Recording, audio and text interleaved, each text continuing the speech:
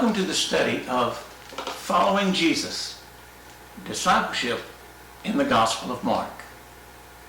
My name is Steve Langford. I'm the author of the book, and I'll be leading you in this study.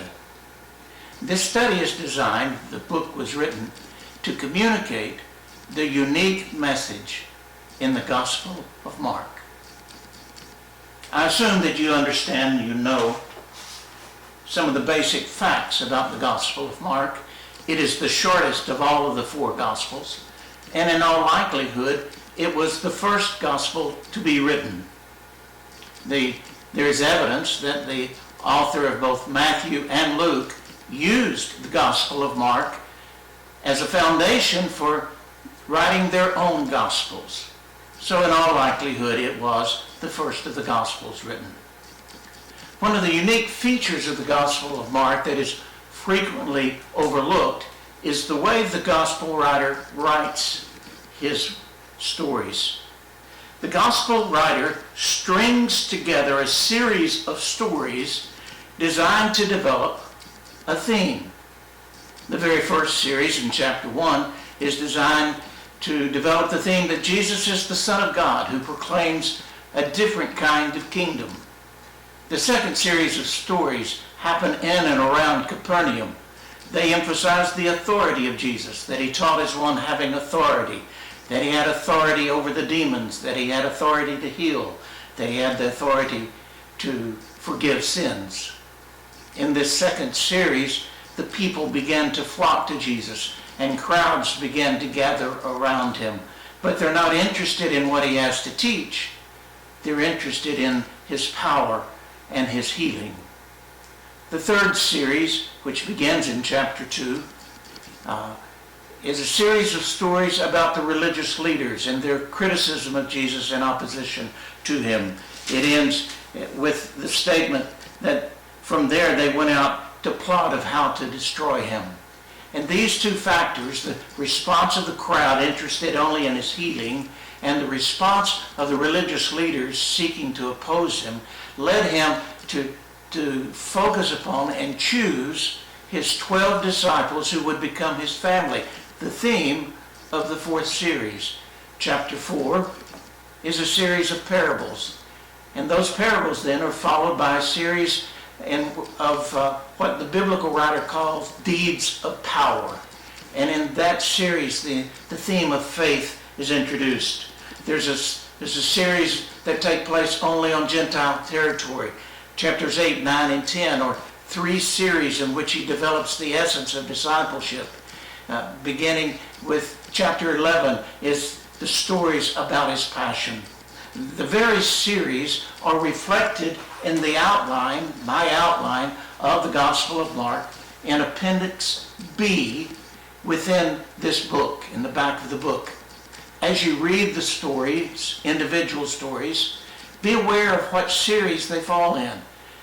Or better, read the stories as a series to recognize the theme that the biblical writer was trying to develop.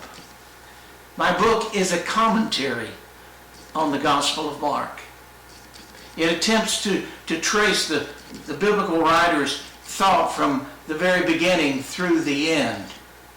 It develops those various series and the themes within it. More importantly, it seeks to identify and develop the unique message found in the Gospel of Mark. All four Gospels relate to us, tell us about the life and ministry, death and resurrection of Jesus. But each Gospel has a unique message that it is attempting to communicate.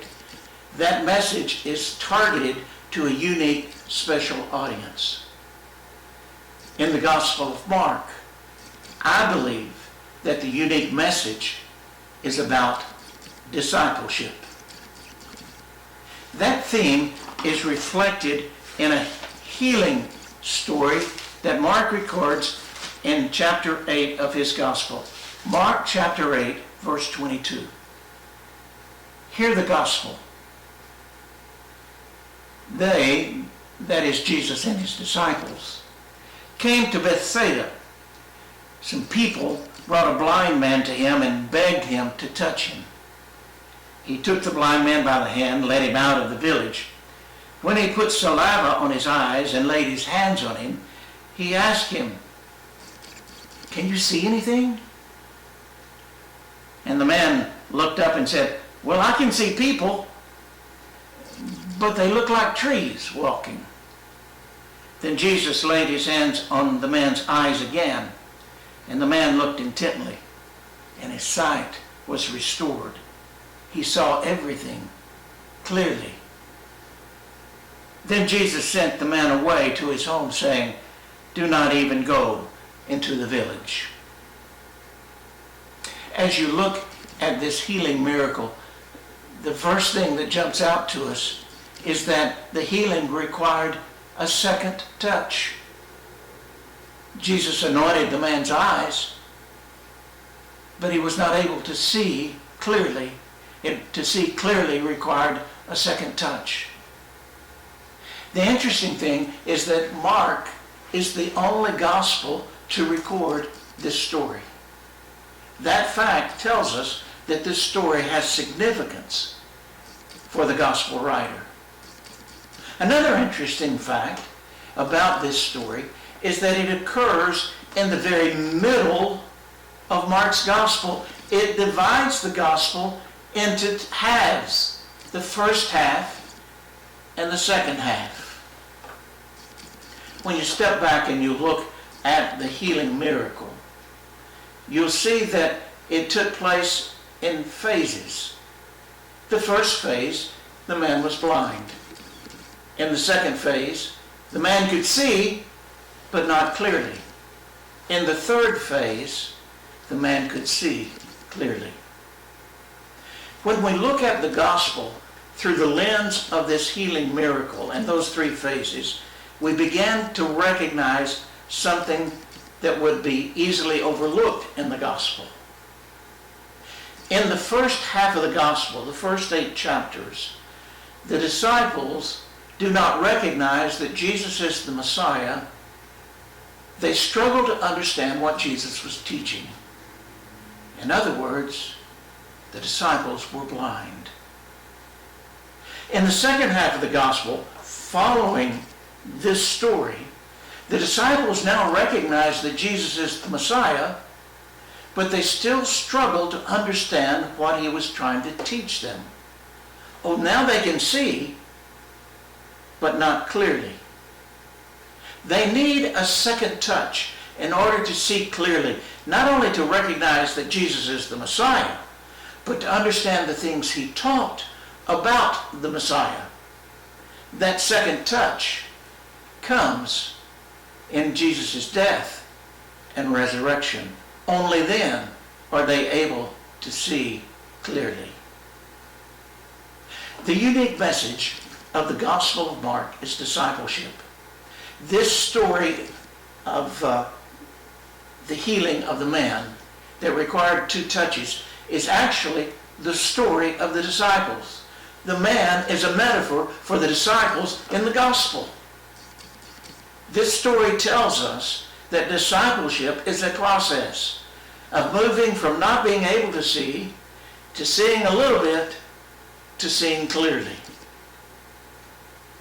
The story of the disciples, the story of discipleship, is our story. As the followers of Jesus, we go through this process of not knowing and understanding what Jesus says, to recognizing Jesus as the Messiah, but still struggling to understand and accept the things he taught, with the objective of eventually seeing clearly. So as this first session comes to an end, take a few moments to do some reflecting. If you're in a small group, do some sharing. What was it in this first video that was a new understanding for you? Where is it that you have struggled? About what have you struggled to accept the teachings of Jesus? Why have you struggled to embrace what he taught? In our second video, we'll address the why behind the disciples' blindness and inability to see. I'll look forward to joining you for that second series. Until then, the peace of Christ be with you.